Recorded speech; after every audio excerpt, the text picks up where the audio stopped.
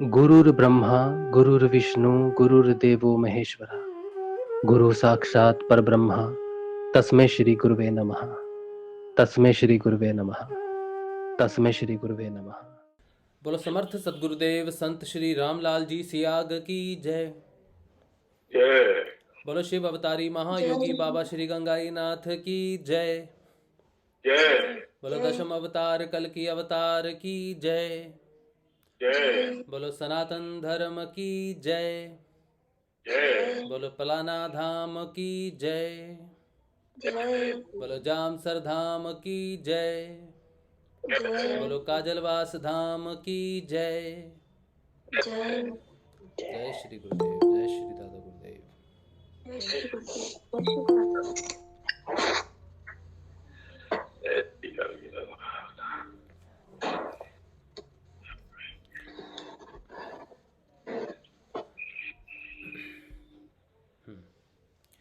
तो अब जो है श्री गुरुदेव रामलाल जी सियाग के सिद्धियोग की हम बात करते हैं। इससे आने वाले परिवर्तन जो होते हैं हमारे स्वभाव में, भौतिक जीवन में, आध्यात्मिक जीवन में कोई प्रश्न अगर उठता है बदलाव से तो उसकी हम बात करते हैं। आज जो दिन है, आज है 30 दिसंबर 2021। हमारे दादा गुरुदेव का आज प्रयाण दिवस है, निर्वाण दिवस है। आज के दिन उन्होंने अपने शरीर को छोड़ा था सुबह 5:22 पे। तो आज का दिन मनाया जाता है भंडारे के रूप में। उनको याद किया जाता है, दादा गुरुदेव को आज याद किया जाता है, ध्यान किया जाता है गुरुदेव का, और उनसे आशीर्वाद की प्रार्थना की जाती है। जो कि वैसी वो तो दे के बैठे हैं सब कुछ, फिर भी हमारे प्यारे श्री भोले दादा गुरुदेव जो बहुत दयालु हैं और जिन्होंने सर्वस्व लुटाया है सारी दुनिया के लिए, और हमारे प्यारे श्री गुरुदेव रामलाल जी सियाग के माध्यम से वो जो दिव्य रूपांतरण की जो बात होती है उसको साकार रूप दे रहे हैं। तो गुरुदेव श्री रामलाल जी सियाग और बाबा श्री गंगाई नाथ जी में कोई अंतर नहीं है। गुरुदेव कहते हैं कि एक ही है, सब दो नहीं है। तो जब वो ऐसी बात कहते हैं तो वो शरीर रूप में नहीं कहते, वो आत्म रूप से ये बात कहते हैं कि आत्म रूप में सब एक ही है, आत्मा एक ही है और दो नहीं है। जहाँ तक टेम्परामेंटल चीज़ें हैं, जहाँ तक अस्थाई चीज़ें हैं, वहाँ तक हमें भेद नज़र आता है। और जहाँ से स्थाई है, जब सब कुछ परमानेंट है, वहाँ से अद्वैत है, वो एक ही है। और स्थाई सिर्फ और सिर्फ आत्मा है, बाकी कुछ भी स्थाई नहीं है। तो जब गुरुदेव ये कहते हैं कि सब एक ही है, दो नहीं है, तो वो आत्म रूप से हमसे बात करते हैं। जब भी अध्यात्म की बात होती है तो उसे आत्म रूप से ही करना चाहिए और आत्म रूप से ही सुनना चाहिए। भौतिक शरीर में बैठ के अध्यात्म की बातें सुनने से, करने से वो समय की एक व्यर्थ कह सकते हो, क्योंकि भौतिकता और अध्यात्म में बहुत अंतर है। इसीलिए जहाँ भी कहीं अध्यात्म की बात हो, गुरुदेव की बात हो, तो आप आत्म रूप से वहाँ पे स्थापित रहो। अपने निजी रूप में स्थापित नहीं होना चाहिए। सुनने में और बोलने में सिर्फ और सिर्फ आत्म रूप ही होना चाहिए। तब शुद्ध आत्मा सत्य ही बोलती है, सत्य ही सुनती है और सत्य ही शिरोधार्य करती है। जितने भी संत हुए हैं उन सब ने जो बातें की हैं वो सत्य रूप से की हैं, यानी कि आत्म रूप से की हैं। तो गुरुदेव की वाणी ऐसी बहुत जगह पर है जहाँ पर हमें भौतिक रूप से अगर हम देखें तो हमें थोड़ी सी उलझन हो जाती है, और फिर हम इसे बुद्धि के रूप में समझने की कोशिश करते हैं तो और उलझ जाते हैं कि ये कैसे हो सकता है, वो कैसे हो सकता है, ये क्या हो सकता है। तो बुद्धि से कभी भी अध्यात्म को समझ नहीं सकते। इसीलिए कहते हैं कि बुद्धि का त्याग कर देना चाहिए और गुरुदेव जैसा आदेश करें वैसा ही मान के चलना चाहिए, और चुपचाप गुरु आज्ञा को मानकर ही अपना जीवन, अपनी साधना चलानी चाहिए। ये उस तक है, ये तब तक बहुत ज़रूरी है जब तक हमें अध्यात्म ज्ञान की, सत्य की प्राप्ति नहीं होती। तब तक हमें कोई भी बात समझ में ना भी आए, हमारा ध्यान ना लगे या हमें समझ कुछ ना आए, तब तक हमें चिंता नहीं करनी चाहिए। अगर हमें अध्यात्म ज्ञान की प्राप्ति हो जाए, अध्यात्मता को हम समझने लग जाएं, आत्म रूप से सत्य को समझने लग जाएं, सत्य घटित हो जाए, उसके बाद सारे रहस्य अपने आप खुलने लगते हैं। उसके लिए कोई जद्दोजहद या बुद्धि का प्रयोग करना नहीं पड़ता। हम जैसे बुद्धि के प्रयोग से प्रश्न पूछते हैं, लेकिन जब सत्य धारण होता है तो प्रश्न पूछने की ज़रूरत पड़ती नहीं, स्वयं वो घटना या वो सत्य सामने प्रस्तुत हो जाता है और फिर हम समझ जाते हैं कि अच्छा ये बात इसलिए कही होगी गुरुदेव ने। तो इसीलिए अध्यात्म में कभी भी किसी चीज़ का प्रयास नहीं करना पड़ता, सब कुछ स्वघटित होता है, अपने आप घटित होता है। जब तक हम प्रयास करते हैं, ज़बरदस्ती करते हैं, तब तक वो बुद्धि का प्रयोग होता है। तो समझ में आ जाना चाहिए कि कहाँ कहाँ सब कुछ अपने आप चल रहा है और कहाँ कहाँ हम अपनी बुद्धि का प्रयोग करते हैं चीज़ों को समझने के लिए। तर्क में, वितर्क में जहाँ पर हम पड़ जाते हैं, वो अध्यात्म नहीं हो सकता। अध्यात्म एक्सेप्टेंस है, अध्यात्म एक तरह से समर्पण है, सरेंडर है, और उसमें कोई भी प्रश्न बाकी नहीं रहता। साधक समझ जाता है कि वो जितना डेवलप हुआ है, जितना चेतन हुआ है, उतना ही उसको समझ में आ सकता है, बाकी के लिए वो चेष्टा नहीं करता और सहज भाव से रहता है। ना कहीं किसी पे कोई प्रतिबंध लगाता है, ना खुद पे कोई रोक लगाता है, ना प्रकृति के नियमों को समझने के चक्कर में या प्रकृति के नियमों में अपने आप को बांधने की कोशिश करता है। वो दिन और रात से मुक्त हो जाता है, भूतकाल, वर्तमान काल, भविष्य काल, इन सब से मुक्त हो जाता है। वो सारी चीज़ों से खुद भी मुक्त होता है और दूसरों को भी मुक्त रखता है। उसकी कोई जिज्ञासा नहीं रहती, बल्कि जिज्ञासा अपने आप उसके सामने प्रकट होकर अपना भेद खोलती है। बहुत ही सहज जीवन रहता है, आनंदपूर्ण जीवन रहता है, सुख और दुखों की समाप्ति होनी शुरू हो जाती है। धीरे धीरे अध्यात्म जीवन अपने आप चलता है। अध्यात्म एक ऐसी पतवार है जो नाव भी है और पतवार भी है, जो स्वयं चलती है। कोई भी अध्यात्म को ड्राइव नहीं कर सकता, कोई भी अध्यात्म कर नहीं सकता, या कोई भी अध्यात्म में अपने आप को चला नहीं सकता।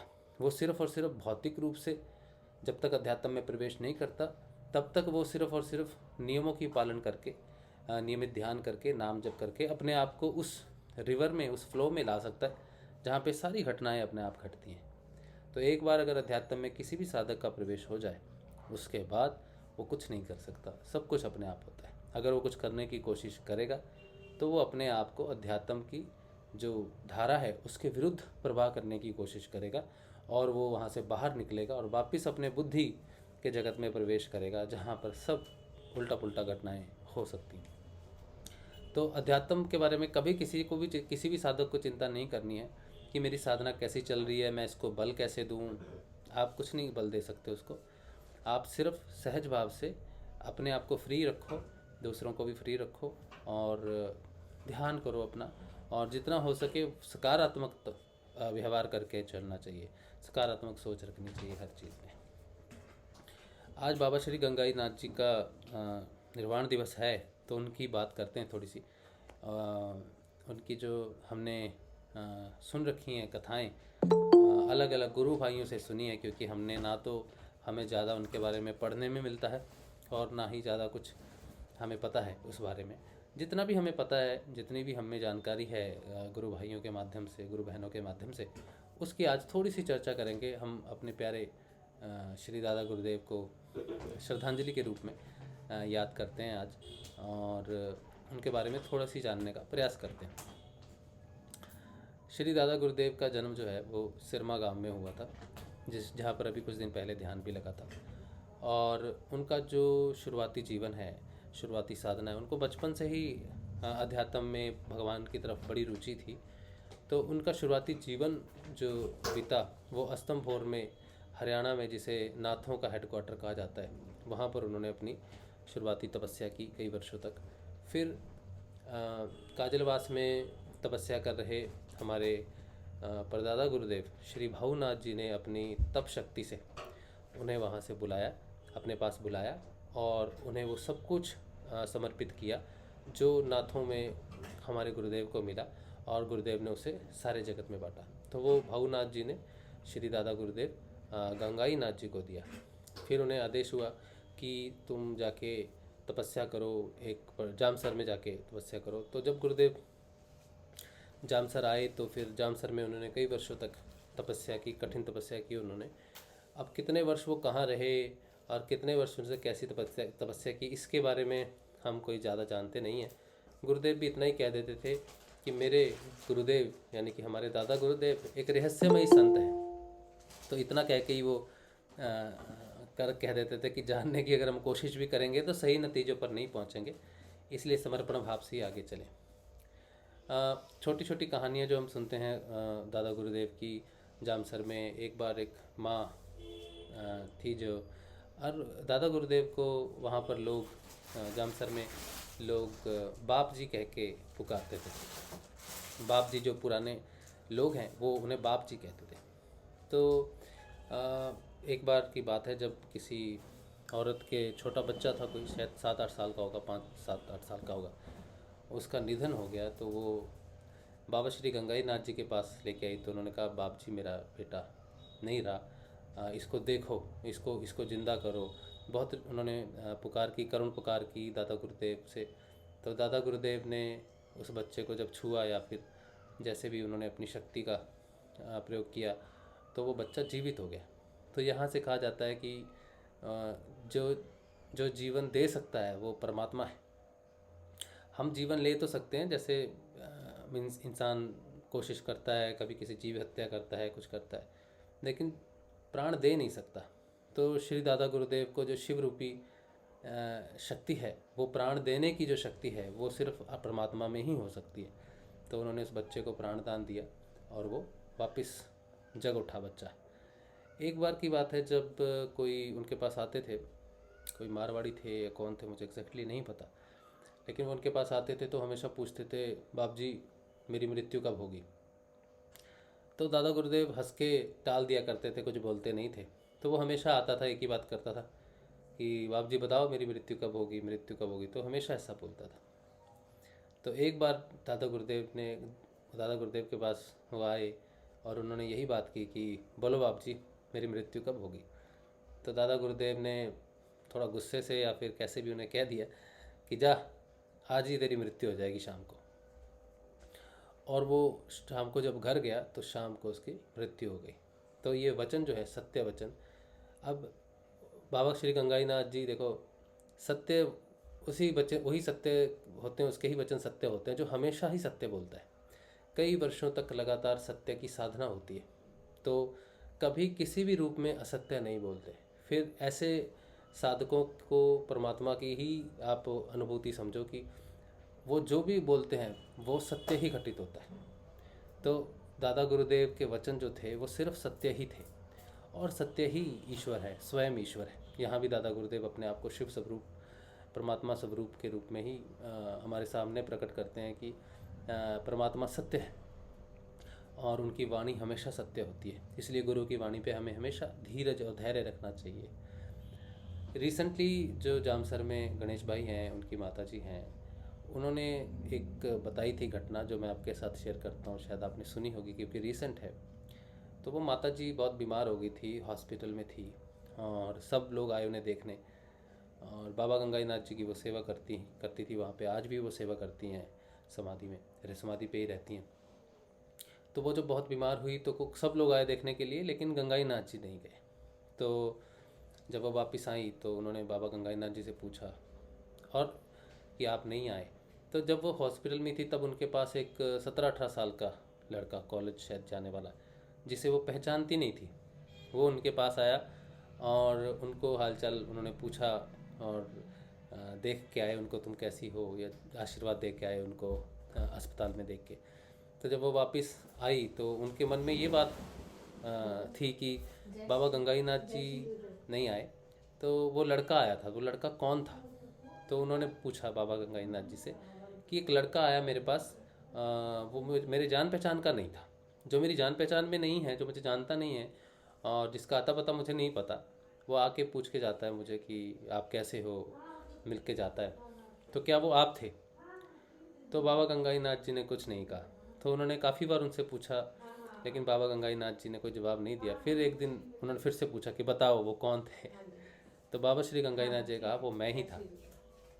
मैं अपना रूप बदल के इसलिए आया क्योंकि मैं योगी हूँ, चोला पहनता हूँ। अगर मैं अस्पताल में जाता हूँ तो जो लोग हैं उनका विश्वास साधुओं से, योगियों से उठ जाएगा कि देखो ये तो योगी हैं, ऐसे ये संसार छोड़ के बैठे हैं और अभी हॉस्पिटल के चक्कर लगा रहे हैं। तो उस चोले की, उस जो भगवा उन्होंने धारण किया है, जो वस्त्र उन्होंने योगी के धारण किए हैं, उसका सम्मान बना रहे, इसीलिए वो किसी दूसरे रूप में जाके वो माई को मिल के आते हैं और माई को आशीर्वाद दे के आते हैं।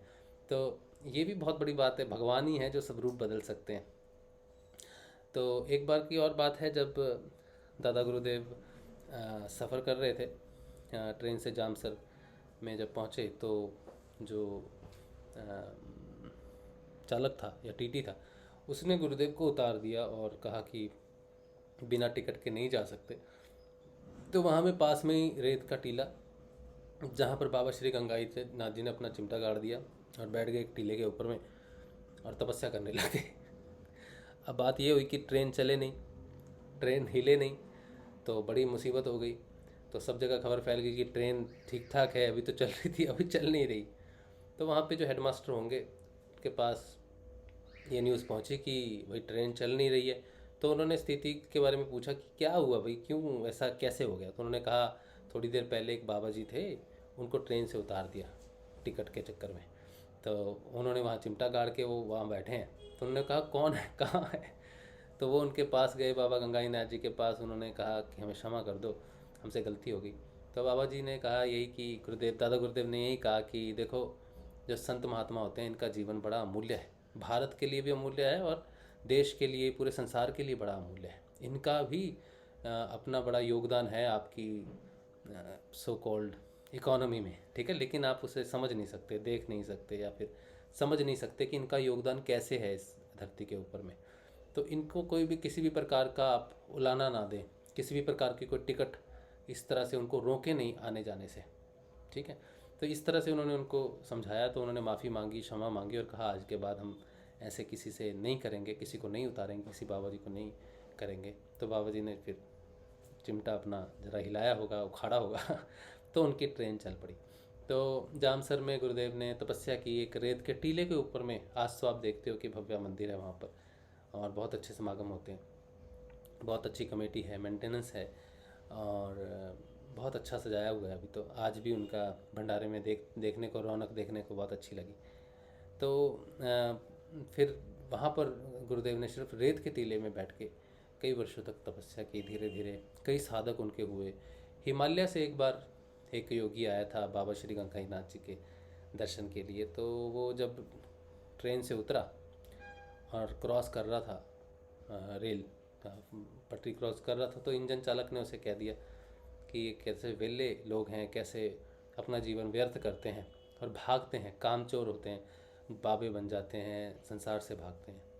वो बाबा जी जो साधु थे, जो हिमालय से चले आ रहे थे बाबा श्री गंगाई नाथ जी दर्शन के लिए, वो वापस आते हैं और रेल चालक को थोड़ी कुछ अपने ढंग से समझाते भी हैं, क्योंकि ये थोड़े से सख्त होते हैं और इनकी बातें सुनते हैं तो फिर थोड़ा सा होता है। वो बात मैं नहीं बोल सकता हूँ, लेकिन हाँ, उन्होंने उन्हें थोड़ा डांटा और कहा कि तू ऐसा क्यों बोल रहा है, तेरे को क्या तकलीफ़ है कि हम बाबा हैं या कुछ भी हैं।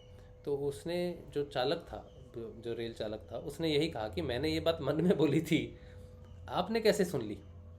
तो वो समझ गया कि ये कोई साधारण बाबा जी नहीं हैं, ये साधारण संत नहीं हैं, बहुत महान और पहुँचे हुए संत है। तो उन्होंने उनसे माफ़ी मांगी और कहा कि मुझे माफ़ कर दीजिए, मुझे इस बात का ज्ञान नहीं था, आप इतने उच्च आत्मा हो, तो आप बताओ मैं आपको कहाँ पर छोड़ दूँ। तो उन्होंने कहा मुझे जामसर जाना है, वहाँ पर एक तपस्वी तपस्या कर रहे हैं। तो उन्होंने कहा मुझे उनके दर्शनों के लिए जाना है, उनको नमस्कार करने जाना है। तो उन्होंने कहा आप स्वयं इतने बड़े तपस्वी हो, जो मन की बात जान ले, जिसका मन के ऊपर अधिकार हो, आप स्वयं हिमालय से आए हो, आपसे बड़ा योगी कौन हो सकता है। बोल रहा जिस योगी की तरफ मैं जा रहा हूँ, जिसके दर्शनों के लिए मैं जा रहा हूँ, उसके पाँव की जूती भी मैं नहीं हूँ। तो वो बाबा गंगाई नाथ जी के दर्शनों के लिए जा रहे थे। तो ऐसे सोचो, हिमालय में योगी, इतने पहुँचे हुए योगी हैं और जिनकी धूल भी हमारे मस्तक पे लग जाए तो बेड़ा पार हो जाए हमारा। ऐसे संत महायोगी भी हमारे दादा श्री गुरुदेव के दर्शनों के लिए चल के आते थे। और यही वो कहानी है, यही वो खास घटना है जिसने गुरुदेव को प्रेरित किया। गुरुदेव भी जाते नहीं थे। गुरुदेव को जब जामसर दादा गुरुदेव बुलाते थे तो गुरुदेव जाते नहीं थे, क्योंकि गुरुदेव थोड़े से ना थोड़े से अलग और इंसान थे, थोड़े रिजिड थे और अध्यात्म में विश्वास नहीं करते थे गुरुदेव। और उनको बार बार जब कहा जामसर जाने के लिए, इवन आधे रास्ते तक गए और वापस आ गए गुरुदेव, गए नहीं, आधे रास्ते से वापस आ गए। तब उन्हें कोई परिचित उनका मिला और उन्होंने तब उनको कहा होगा कि यार ये बाबा जी कौन बैठते हैं क्या है। तब उन्होंने गुरुदेव को यही वाली घटना सुनाई थी, ट्रेन वाली। तो तब गुरुदेव ने सोचा कि हिमालय का इतना बड़ा योगी जिसकी इतनी शक्ति हो, वो कह रहा है कि मैं उसके पाँव की धूल नहीं, वो दर्शन करने जा रहा है, तो कौन बैठ गया शिव ऐसा आके वहाँ पर, कौन तपस्या की मूर्त वहाँ पे बैठी हुई है। तो फिर ये घटना के बाद गुरुदेव जो है दर्शन करने गए बाबा श्री गंगाईनाथ जी के। जब वो बाबा गंगाईनाथ जी के सामने बैठे, सब लोगों को बाबा आशीर्वाद दे रहे थे, पीछे में ही बैठे थे गुरुदेव। तो जब आशीर्वाद दे रहे थे तो बाबा श्री गंगाईनाथ जी ने अपना हाथ हमारे प्यारे श्री गुरुदेव के सिर पे रख दिया और गुरुदेव ने कहा कि जब उस समय उन्होंने मेरे सिर पे हाथ रखा तो एक बिजली मेरे पूरे शरीर में दौड़ गई, जैसे करंट लगा हो। तो गुरुदेव बहुत डर गए कि ये बाबा जी ने पता नहीं क्या कर दिया। तो गुरुदेव वहाँ से भाग गए मतलब भाग गए मतलब निकल गए जल्दी, और कहा ये पता नहीं क्या चक्कर है। लेकिन उस समय फिर गुरुदेव समझ नहीं पाए कि ये जो है शक्तिपात दीक्षा उनको हो गई है और गुरुदेव ने उनको अपनी सारी शक्तियाँ दे दी हैं। लेकिन शक्तियाँ मिल जाने से भी उसका प्रयोग आप नहीं कर सकते जब तक आप उसके अधिकारी ना हो। उसी तरह से जैसे माँ बाप अपनी सारी प्रॉपर्टी अपने बच्चों को ही नाम रखते हैं, उनके बच्चों की ही होती हैं, लेकिन उनका अधिकार नहीं होता जब तक वो बड़े नहीं हो जाते, संसार को समझने लायक नहीं हो जाते और उस संपत्ति का वैल्यू समझने के लायक नहीं होते, तब तक उनको थोड़े पैसे चलाने, घर चलाना या डांटते रहते हैं। तो गुरुदेव को सारी संपत्ति तो प्राप्त हो गई उस समय, लेकिन गुरुदेव को अभी नहीं पता था कि उनको जो मिला है वो क्या है। गुरुदेव के पास पहले भी बहुत अध्यात्म संपत्ति थी, क्योंकि उन्होंने गायत्री साधना की थी 1969 में, और पहले ही गुरुदेव के पास भंडार भरे हुए थे। लेकिन गुरुदेव इस बात को कहते हैं कि मुझे नहीं मालूम था कि ये मैं इसे यूज़ कैसे करूँ, इस शक्ति का, इस ज्ञान को मैं यूज़ कैसे करूँ। मुझे नहीं मालूम था कि गुरु ही वो चाबी होता है जो ज्ञान के भंडार को अनलॉक करती है, जो उसे यूज़ करने के ढंग को बताती है, कैसे अध्यात्म धन को बांटा जाता है, ये गुरु के ही निर्देश में होता है। तो ये भी गुरुदेव ने कहा है। और फिर 1984 में 1983 में अप्रैल में, शायद जहाँ तक मुझे याद है, अप्रैल में गुरुदेव को अप्रैल या जुलाई में, एग्जैक्टली मुझे याद नहीं है, शायद इसी इसी कहीं यहीं इसी महीनों में 1983 में उनको गुरुदेव, दादा गुरुदेव से यह आशीर्वाद मिला, शक्तिपात उन पे हुआ। और उसी साल 1984 में ही ये बात हुई। और गुरुदेव को इसके माध्यम 6-7 महीनों में बड़े ऐसे उनको ये एक तरह से इंट्यूशन हुई कि उन्हें जामसर जाना चाहिए। लेकिन गुरुदेव जा नहीं पाए, समझ नहीं पाए कि मुझे जाना चाहिए, क्यों जाना चाहिए या क्यों नहीं जाना चाहिए। तो गुरुदेव को बड़े आंतरिक आदेश मिले, लेकिन वो समझ नहीं पाए। गुरुदेव कहते हैं कि मैं नहीं समझ पाया। और उसी साल 6 महीने के बाद दादा गुरुदेव ने 1984 31 दिसंबर सुबह 5:22 पे अपनी देह को त्याग दिया। तो और ब्रह्मलीन हो गए। किसी ने पूछा था कि गुरुदेव ने देह को त्यागा है कि नहीं, तो गुरुदेव ने ही ये बात अपनी स्पीच में कही है कि उन्होंने 1984 में 5:22 पे अपने शरीर को त्यागा। उस समय उत्तर भारत में बहुत तगड़ा, एक बहुत ज़ोरदार भूकंप भी आया था, जिसे मैंने भी चेक किया था इंटरनेट पे। हाँ, बहुत ज़्यादा तो प्रचलित नहीं है वो, लेकिन हाँ वो उस तरफ आया था और वो काफ़ी देशों से भी मिलता है जहाँ पर उसके झटके वगैरह महसूस किए गए थे। तो हिमालय पे झटके लगे थे जब उन्होंने शरीर त्यागा था। तो हिमालय पे तो आपको पता ही है कौन बैठा है। तो ये ऐसी बहुत सारी गुरुदेव, दादा गुरुदेव की ऐसी घटनाएं हैं। फिर एक बार जब दादा गुरुदेव अपना शरीर त्याग रहे थे या फिर उन्होंने समाधि लेनी थी, तब वो काजलवास भी आए। काजलवास में वो समाधि लेना चाहते थे जहाँ नवनाथों की समाधि है, क्योंकि वो उनके गुरुदेव श्री भाऊनाथ जी की समाधि है। फिर वो और भी नाथों की वहाँ पे समाधि है। वहीं पे वो उनका दीक्षापात या बाबा भाऊनाथ जी से मुलाकात हुई, या जो भी उनके बीच में जितनी देर भी वो अपने गुरु की सेवा में रहे, तो वो चाहते थे कि अपने गुरु के साथ ही समाधि ले। लेकिन वहाँ पर फिर उन्हें आंतरिक प्रेरणा हुई कि तुम्हें यहाँ पर समाधि नहीं लेनी है, जो संत जहाँ पर तपस्या करता है उसे वहीं पर ही समाधि लेनी चाहिए। तो फिर वो वापस आ गए, अपना जामसर में आए और जामसर में आके उन्होंने अपने शरीर का त्याग किया और वहाँ पर उन्होंने वो समाधिस्थ हुए। तो ऐसी बहुत सारी हमारे दादा गुरुदेव की बहुत सारी ऐसी घटनाएं हैं। एक और घटना मुझे याद आ रही है, वो भी मैं आपके साथ शेयर करता हूँ। उसके बाद आपको भी किसी को याद होगा तो आप भी शेयर करना। गुरुदेव के जब गुरुदेव वहाँ पर थे तो कुछ साधक गण कुछ कार्य करके आए। कुछ कार्य उन्होंने किया, क्या कार्य था वो तो हमें नहीं पता, लेकिन बहुत थक गए थे वो। थकने के बाद वो जब जामसर आए बाबा गंगाईनाथ जी के वहाँ पर, जहाँ पे वो धूना लगाते थे, तपस्या करते थे, तो उनको बड़ी भूख लगी हुई थी और खाना कुछ बचा नहीं था वहाँ पर। तो उन्हें बड़ी भूख लगी थी। तो बाबा श्री गंगाईनाथ जी ने अपनी योग शक्ति से वहाँ पर एक टिफ़िन का इंतजाम किया। एक डब्बा आया टिफ़िन, उसका इंतजाम हुआ। तो उन्होंने, बाबा ने कहा वहाँ पर पड़ा है टिफ़िन, खा लो सब लोग। तो सब ने उस टिफ़िन में से जितना उनका पेट भर सकता था उन्होंने पेट भर के खाना खाया, और फिर भी कुछ खाना बच गया तो उन्होंने टिफ़िन को वैसे ही रख दिया कि चलो ठीक है, अभी तो पेट भर गया, अब कल देखेंगे।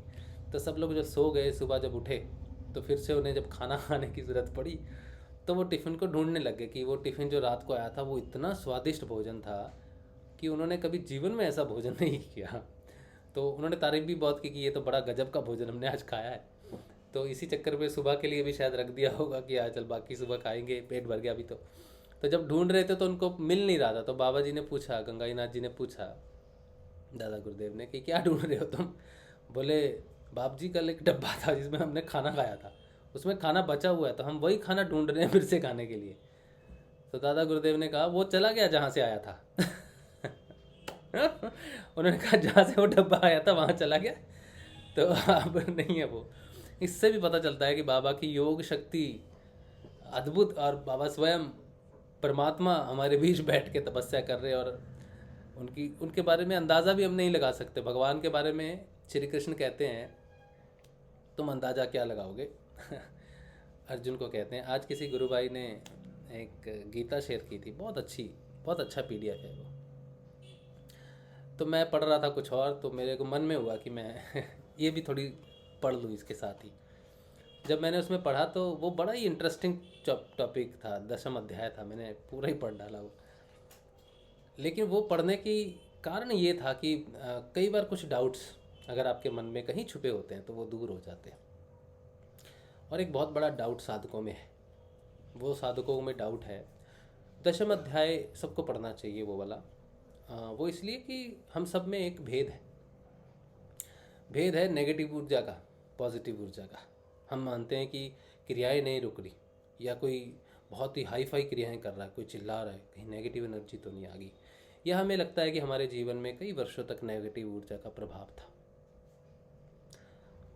वो 10वां अध्याय अगर पढ़ेंगे ना तो साफ पता चल जाएगा कि कृष्ण के अलावा किसी भी चीज़ का प्रभाव नहीं रहता। कृष्ण की ही ऊर्जाएं हैं सारी की सारी। कृष्ण ही अलग अलग रूप में आपके साथ आपके कर्मों का फल आप भोगते हो। कृष्ण जब आपके साथ हैं, वो नकारात्मक ऊर्जाएं, नेगेटिव ऊर्जाएं हैं, कृष्ण कहता है मेरे अलावा कुछ भी नहीं है। वो कहते, अर्जुन को साफ कहा है कि मेरे अलावा कुछ भी नहीं है, पूरे ब्रह्मांड की रचना में मैं ही हूँ, हर जगह मैं हूँ, कोई भी ऐसी वस्तु नहीं जिसमें मैं नहीं। लेकिन जैसे उन्होंने कहा कि मैं काल भी हूँ, मैं महाकाल भी हूँ, मैं दोस्त भी हूँ, मैं बंधु भी हूँ, मैं जीवन भी हूँ, मैं मृत्यु भी हूँ, मैं भय भी हूँ, मैं अभय भी हूँ, मैं सब कुछ हूँ। तो अगर किसी चीज़ का प्रभाव जीवन में पड़ रहा है और वो कृष्ण का अंग नहीं है तो कभी भी हमारा ट्रांसफॉर्मेशन नहीं हो सकता, क्योंकि ऊर्जा सिर्फ रूपांतरित होती है, वो कहीं जाती नहीं, कहीं आती नहीं। ठंडा पानी जैसे गर्म हो जाता है, हम ठंडे पानी को फिर गर्म पानी कहना शुरू कर देते हैं। जो ऊर्जाओं का प्रभाव हमारे ऊपर होता है वही ऊर्जाएं रूपांतरित हो जाती हैं और सकारात्मक हो जाती हैं। वही कृष्ण का रूप है हमारे कर्म प्रारब्ध की वजह से, जो ऊर्जा हमें सताती है अलग अलग तरह से। और जब हम श्री कृष्ण का ध्यान करते हैं, अपने गुरु का ध्यान करते हैं, परमात्मा का ध्यान करते हैं, तो वो ऊर्जा ही परिवर्तित हो जाती है, वो कहीं नहीं जाती, कहीं नहीं आती, उसका रूपांतरण पूर्ण रूप से हो जाता है। अगर ये बात सत्य नहीं है तो ऋषि अरविंदो भी सत्य नहीं हो सकते। श्री अरविंदो का पूरा जीवन व्यर्थ है फिर तो, क्योंकि उन्होंने रूपांतरण की बात की है, इस शरीर की, इस जड़ के रूपांतरण की बात की है। हम तो ऊर्जाओं की बात कर रहे हैं, उन्होंने इस जड़ के रूपांतरण की बात कही है कि यही शरीर डिवाइन शरीर में बदलेगा, कोई नया शरीर नहीं आएगा इसके बाद, इसी मानव शरीर को ही रूपांतरित होना पड़ेगा। तो अगर एक पार्थिव शरीर रूपांतरित होकर दिव्य शरीर में परिवर्तित हो सकता है तो ये नेगेटिव ऊर्जा सकारात्मक ऊर्जा में परिवर्तित क्यों नहीं हो सकती? मेरे पे नेगेटिव ऊर्जाओं का प्रभाव था, वो दूर हो गया। कोई दूर नहीं हुआ, वो परिवर्तन हो गया हमेशा के लिए। ये बड़ी ही गुड़ बात है। ये तब तक समझ में नहीं आएगी जब तक एकत्व समझ नहीं आता, जब तक अद्वैत समझ नहीं आता। जब तक द्वैत है तब तक नकारात्मक, सकारात्मक, नेगेटिव, पॉजिटिव, ये सारी आपकी साधना को व्यर्थ करेंगी। जिस दिन आपने समझ लिया कि कृष्ण के अलावा कुछ भी नहीं है, वो नकारात्मक रूप में मेरे साथ है, तो आप समझ जाओगे कि उससे वो सबसे बड़ा सकारात्मक भी वही है। उसको परिवर्तित किया जा सकता है, उसको परिवर्तित किया जा सकता है। वृत्तियों का परिवर्तन जिसे गुरुदेव ने कहा है कि वृत्तियों का, यही बात कृष्ण ने कही कि वृत्तियों का परिवर्तन होता है। महर्षि पतंजलि ने ये बात कही है लास्ट पाद में, ठीक है, कैवल्य पाद में ये बात कही है कि कृष्ण कहते हैं कि वृत्तियों का रूपांतरण हो सकता है, खाना पीना बदल सकता है। उन्होंने सिर्फ रूपांतरण की बात कही है, उन्होंने ये नहीं कहा कि ये वृत्ति का नाश हो जाता है। कहा है कहीं कि तामसिक वृत्तियों का नाश हो जाता है और फिर वो राजसिक वृत्तियां उत्पन्न हो जाती हैं, प्रकट हो जाती हैं? नहीं, उन्होंने कहा हम तामसिक वृत्ति में होते हैं, हम वो तामसिक वृत्ति परिवर्तित हो जाती है राजसिक में, राजसिक वृत्ति परिवर्तित हो जाती है सात्विक में। परिवर्तन की बात कही है, क्योंकि परिवर्तन ही मूल उद्देश्य है। किसी चीज़ का खात्मा नहीं, किसी चीज़ से पीछा नहीं छुड़ाना, किसी चीज़ से दूर नहीं भागना। तो ये दशम अध्याय हमें इतना बड़ा ज्ञान देता है कि मैं एक ही हूँ, मैं जिस रूप में भी तुम्हारे साथ हूँ तो तुम उस रूप को परिवर्तित कर सकते हो। एक साधु चोर भी बन सकता है, सकारात्मक ऊर्जा को नकारात्मक में परिवर्तित कर सकता है, और एक चोर जो है वो साधु संत त्रिकालदर्शी बन सकता है, अपनी ऊर्जाओं को परिवर्तित कर सकता है, नाम जाप से कर सकता है। और दशम अध्याय में ही लिखा है, गुरुदेव हमेशा कहते हैं कि श्री कृष्ण ने कहा है जप में मैं नाम जप यज्ञ हूँ, और ये बात श्री कृष्ण ने 10वें अध्याय में कही है, मैंने आज पढ़ी है। उन्होंने कहा है, वो अपने रूप का वर्णन कर रहे थे कि जो सब जिनमें सर्वश्रेष्ठ जो है वो मैं हूँ, तो यज्ञों में जप यज्ञ सर्वश्रेष्ठ है और मैं जप यज्ञ हूँ। ये बात श्री कृष्ण ने कही। इसीलिए ऐप से छोटा सा निवेदन है, बहुत बड़ा कोई चैप्टर नहीं है, वो जो भेजी उन्होंने वो बहुत ही अच्छी चीज़ है। अद्वैत से निकलने के लिए साधना में बहुत अच्छी प्रगति आपको मिलेगी, तो ऐसी चीज़ों को पढ़ लेना चाहिए, ठीक है। तो ये चीज़ें हैं। दादा गुरुदेव की आज बरसी है, बड़ा अच्छा ज्ञान प्राप्त हुआ आज। उनकी बातें करके हम उन्हें श्रद्धांजलि दे रहे हैं, उनको याद कर रहे हैं। दादा गुरुदेव का भोलापन, दादा गुरुदेव की दया, उनकी शक्तियाँ और उनका हमारे ऊपर जो अनुग्रह हुआ सबके ऊपर, उसकी हम बात कर रहे हैं। इसके अलावा अगर कोई घटना मुझे याद नहीं आ रही, आपको याद है या आप कुछ कहना चाहते हो दादा गुरुदेव के बारे में, ठीक है, अनुभूतियाँ नहीं लेके आना अपनी ठीक है, सिर्फ घटनाएं जो गुरुदेव की आप जानते हो, दादा गुरुदेव की घटनाएं आप जानते हो ना, वो चीज़ें जिसका आधार हो, जिसे हम सत्य, जो सत्य है वो बात करनी है, ठीक है। आकाश में पतंग नहीं उड़ानी है हमने, बल्कि जो आपको पता है, कोई घटना ऐसी हो, कोई पुराना साधक हो, तो वो कर सकता है, बात कर सकता है।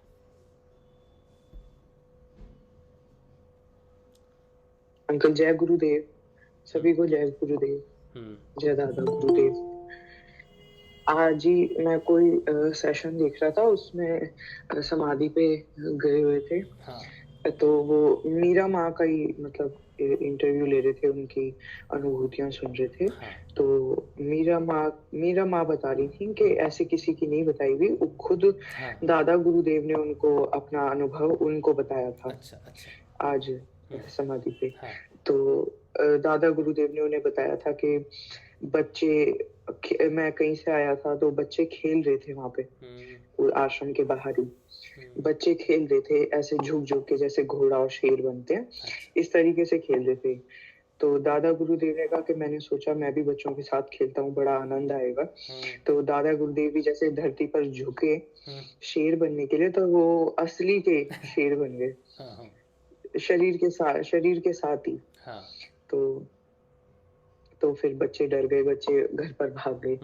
तो फिर और फिर वो उठ गए वापस से दादा गुरुदेव बन गए हमारे। ये एक अनुभूति।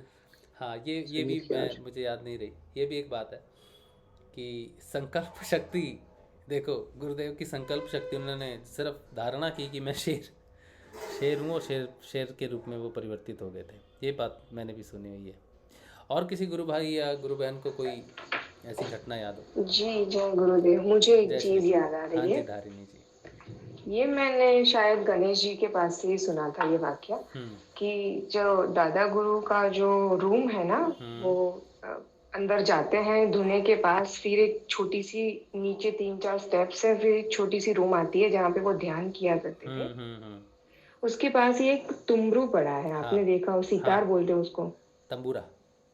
हाँ, तो वो जो है ना, उसकी एक स्टोरी है कि एक बार ये जो लेके है वो बेचने निकला, तो वो दादा गुरु के पास आया कि साधु जी इसको ले लो। तो दादा गुरु ने कहा कि ये ले 10-20 रुपए में मैं उसको खरीद लेता हूँ। तो उसने बोला कि नहीं, मैं तो उसका ज्यादा दाम लूंगा। तो दादा गुरु ने बोला कि मांझा दे दे। तो फिर भी वो नहीं माना, उसको ज्यादा पैसे की लालच था। तो दादा गुरु ने कहा कि तू शाम को वापस इधर ही आएगा, ये तेरा बिकेगा ही नहीं।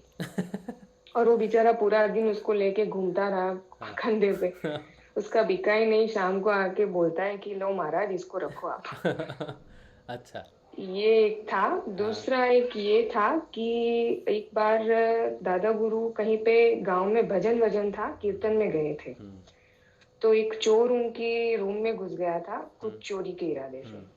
तो चोर ने बताया कि गांव वालों को बताया कि वहां पे तो कोई था नहीं। तो एक बड़ा सा सांप आ गया और उसको डराने लगा था, रूम से बाहर ही नहीं जाने दे रहा था। अच्छा।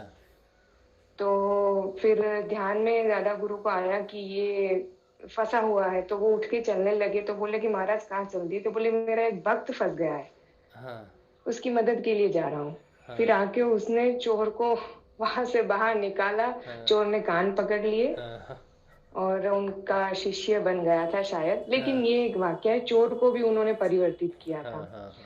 तीसरी एक बात ये है कि जब भी कोई बच्चा बीमार पड़ता था आस पड़ोस के गांव से कहीं पे भी, तो दादा गुरु के पास लेके आते थे, और वो जो धुना है उनका, उसमें से चपटी भर के वो जो उसकी राख होती है, वो दादा गुरु उसको खिला देते थे, और वो बच्चा कोई भी बीमारी से मतलब झूरता हो वो ठीक हो जाता था।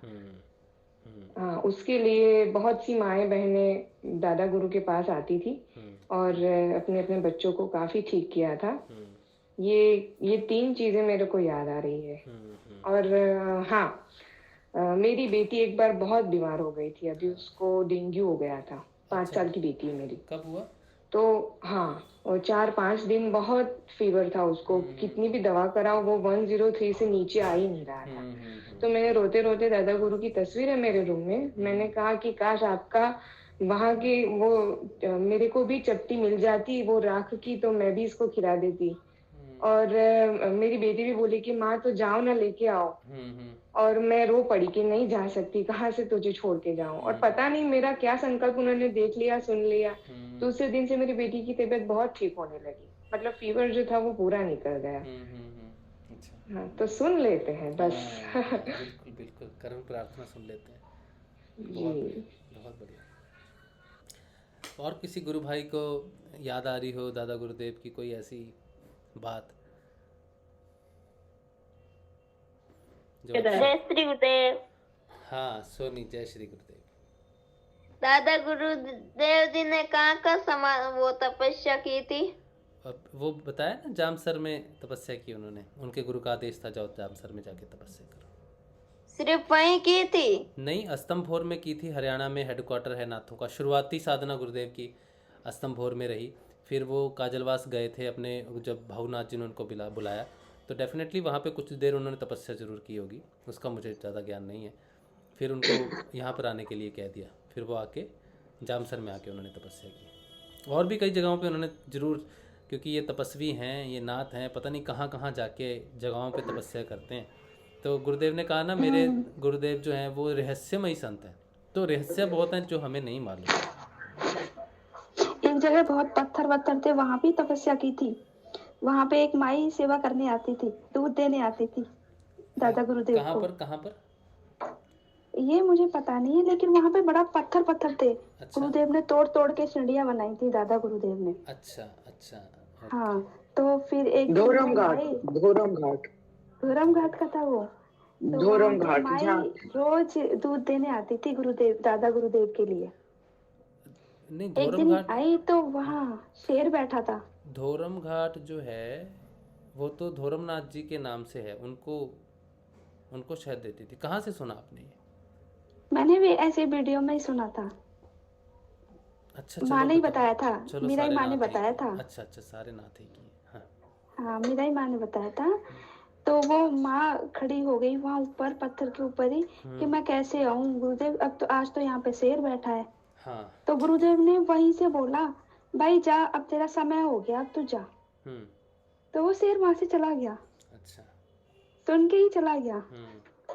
और फिर वो माँ जब नीचे आई दूध देने के लिए। अच्छा अच्छा, हो सकता बहुत है। अद्भुत, हाँ बहुत अद्भुत चीजें हैं दादा गुरुदेव की भी। बहुत बहुत रहस्यमयी बहुत। रहस्यमयी।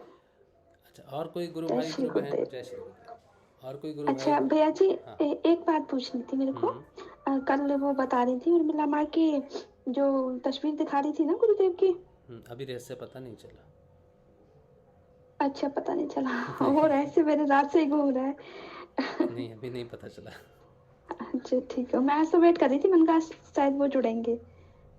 बताएंगे, बताए बिना वो भी नहीं रह सकते। जब गुरुदेव खुलवाएंगे जब भी खुलेगा वो हाँ रहस्य। बिल्कुल बिल्कुल, अभी नहीं पता जय चला, श्री गुरुदेव। देखो कब पता जय चला। श्री जय श्री गुरुदेव। अच्छा, और कोई गुरु भाई, कोई है कुछ ऐसा प्यारे श्री दादा गुरुदेव की कोई ऐसी स्मृति हो जो आपने कहीं सुनी हो? जय गुरुदेव। जय गुरुदेव। मीराई नाथ जी दादा गुरुजी को चाय पिलाते थे। हाँ हाँ, वो बनाते थे ना, वहाँ पे सेवा करते थे मीराई नाथ जी, उन्होंने खुद ही बताया था।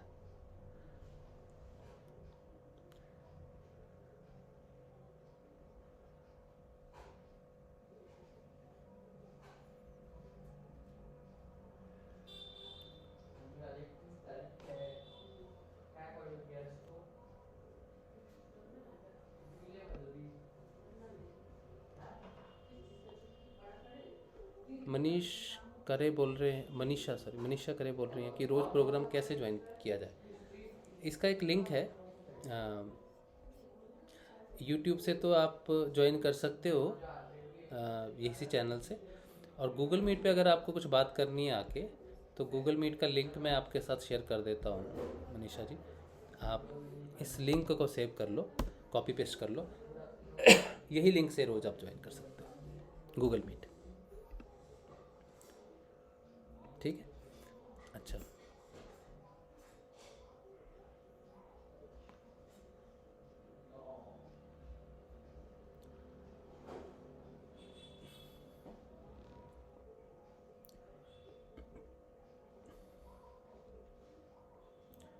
चलो एक घटना और मुझे याद आई, है तो वो गुरुदेव की, है तो गुरुदेव जी की। तो वो घटना ये है कि एक बार गुरुदेव जी अपने रेलवे हेडक्वार्टर्स जो बीकानेर में उन्हें था वहाँ रहते थे। वहीं पे एक शिव मंदिर था, वहाँ पे रोज़ एक भक्त आते थे शिव के, और वो सुबह आके पूजा करते थे, अर्चना करते थे, घंटियाँ बहुत ज़ोर बजाते थे। तो गुरुदेव जो घंटी बजाते थे तो बहुत उनको डिस्टर्ब होता था गुरुदेव को। तो गुरुदेव ने एक दिन उनसे कहा, भाई तुम रोज़ आते हो, शिव की पूजा करते हो, घंटियाँ बजाते हो, मेरी नींद ख़राब होती है, तो तुम्हें कोई दर्शन हुए आज तक, कुछ मिला यहाँ से? बोला नहीं जी, दर्शन तो नहीं हुए। बोला एक काम करना, कल आना और बोलना आके, बोला रामलाल ने बोला है कि दर्शन दे दे।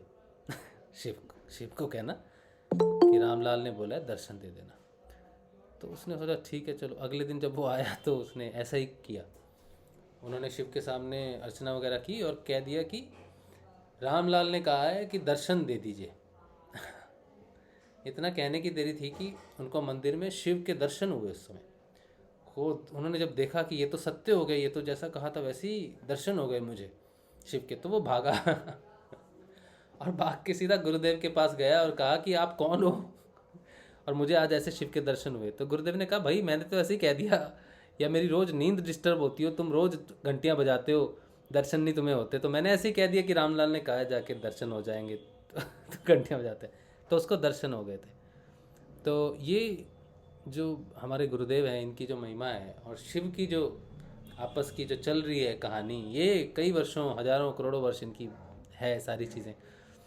तो इन दोनों की कहानियाँ जो हैं, जो हम सुनते हैं, कथाएं जो हैं, वो अद्भुत हैं। इन दोनों के विषय में जितनी बात की जाए उतनी कम है।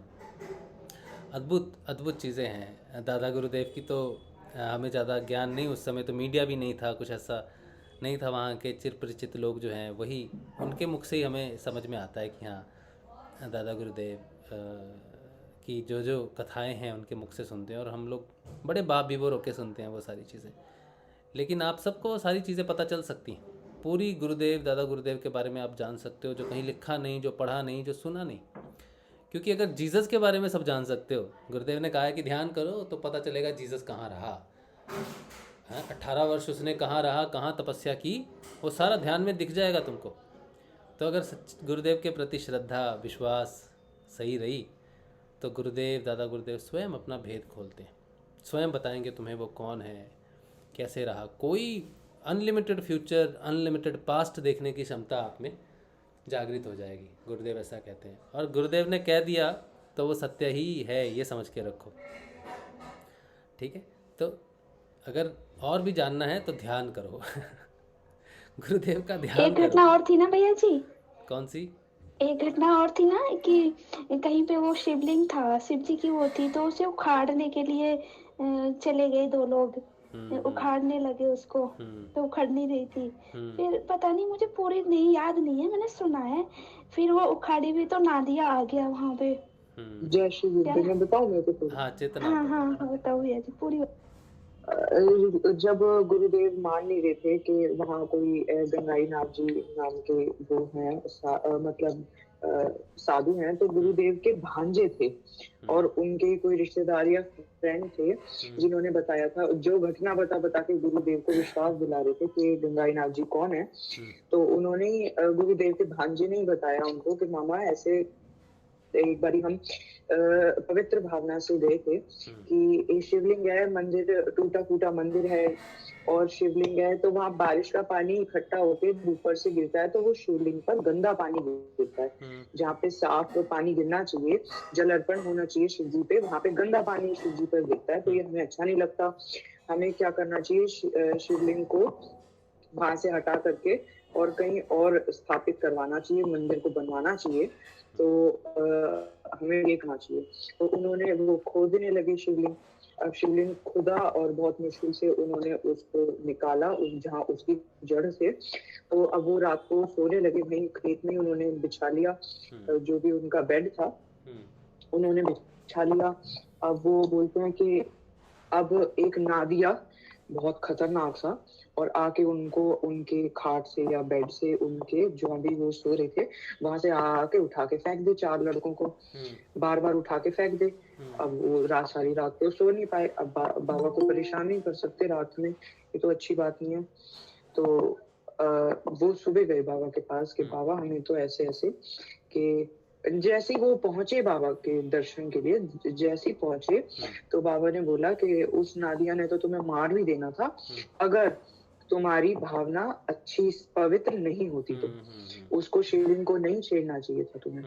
तो अब तुम्हारी मंशा अच्छी थी इसलिए उसने तुम्हें मारा नहीं, पर चेतावनी जरूर दी है कि ऐसे किसी शिवलिंग को छेड़ना नहीं। तो फिर बाबा ने कहा कि अब हम उसकी प्रतिष्ठा करवाएंगे। जब भी खैर अब वो तो तुम्हारे पास नहीं आएगा नादिया, वो तो अब नहीं आएगा, अब तो वो तो गया, भेज दिया मैंने, पर अब जरा देख के करिएगा। तो उन्होंने फिर मंदिर में बाबा ने खुद प्राण प्रतिष्ठा करवाई शिवलिंग की। तो पूरा स्टोरी ये थी।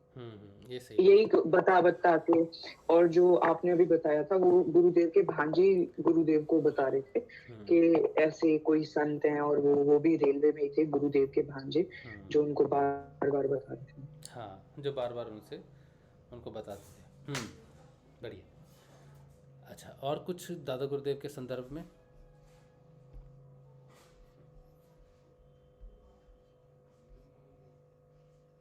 किसी को कोई घटना याद आ रही हो, किसी गुरु भाई के माध्यम से सुनी हो या दादा गुरुदेव या गुरुदेव के माध्यम से कहीं सुनी हो तो बताएं।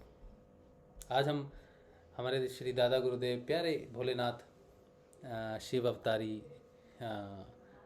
श्री गंगाईनाथ जी की बरसी है, उनका निर्वाण दिवस है आज। तो हम उनको श्रद्धांजलि के रूप में उनकी बातें कर रहे हैं और उनको याद कर रहे हैं और उनकी कथाएं जो हमने सुनी हैं उनके बारे में चर्चा कर रहे हैं। तो आज का एपिसोड सिर्फ हम श्री दादा गुरुदेव की बातों में ही करेंगे। तो इसीलिए आपको कोई गुरुदेव की कोई ऐसी कहानी या गुरुदेव की ऐसी कोई कथा पता हो तो आप उसे शेयर करें। एक चीज़ और जो मैंने सुनी थी रिसेंटली, वो भी मैं आपके साथ शेयर करता हूँ। आपने देखा होगा कि फ़ोटो पे बाबा श्री गंगाईनाथ जी के सिर पे बेलपत्र रहता है माथे के ऊपर में। तो इसकी घटना किसी गुरु भाई ने हमें बताई थी, जहाँ तक मुझे याद है। उन्होंने कहा था कि गुरुदेव की तपस्या करते समय तीसरी आँख खुल गई थी दादा गुरुदेव की, बाबा श्री गंगाईनाथ की तीसरी आँख खुल गई थी। तब उन्होंने अपने किसी शिष्य को कहा था कि बेल पत्थर ला के लगाओ यहाँ पर। तब उनके किसी शिष्य ने बाबा श्री गंगाईनाथ जी को यहाँ पर बेल पत्थर लगाया था। तो ये रहस्य है कि बाबा श्री गंगाईनाथ जी के माथे पे आपको बेल पत्थर दिखाई देता है लगा हुआ। तो ये उस घटना का जिक्र किया था किसी गुरु भाई ने। तो ये भी बड़ी इंटरेस्टिंग सी बात है कि बाबा श्री गंगाईनाथ, गुरुदेव कहते हैं ना, वो भोलेनाथ की खुलती है ना तीसरी आँख तो वो उसकी घटना बताई जाती है। और बेलपत्र आप देखोगे तो वो बेलपत्र एक अपने आप में बड़ी रहस्यमयी बेलपत्री है, उसके बड़े रहस्य हैं। इसीलिए वो बाबा श्री गंगाईनाथ जी को, भोलेनाथ जी को बहुत प्रिय है। तो वो कभी अशुद्ध नहीं होता, बेलपत्र कभी अशुद्ध नहीं होता, हमेशा शुद्ध रहता है। उसे जल में डुबो दिया जाए और फिर से उसी बेलपत्र की लाखों करोड़ों बार भी बाबा को चढ़ सकता है, उसकी पूजा हो सकती है। एक ही बेलपत्र से पूरी पूजा हो सकती है, इतना पवित्र बेलपत्र होता है। और कोई कुछ? जय श्री गुरुदेव। जय श्री गुरुदेव मनोज भाई।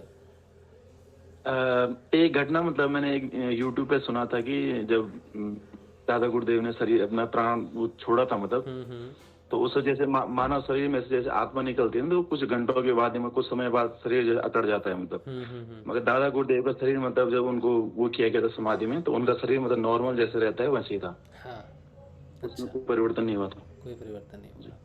अच्छा, ये जो यही है जैसे। हाँ, ये बात ऋषि अरविंदो की जब देहांत हुआ था, उन्होंने जब शरीर छोड़ा था, ऋषि अरविंदो ने शरीर छोड़ा शायद 5 दिसंबर को, जहाँ तक मुझे एग्जैक्टली याद है। तो 3-4 दिसंबर उनकी थोड़ी हालत ख़राब रही थी, उन्हें थोड़ी सी प्रॉब्लम रही थी, और 5 दिसंबर को शायद उन्होंने अपना शरीर त्यागा है। उसके बाद उनके शरीर में किसी भी प्रकार का कोई परिवर्तन नहीं हो रहा था।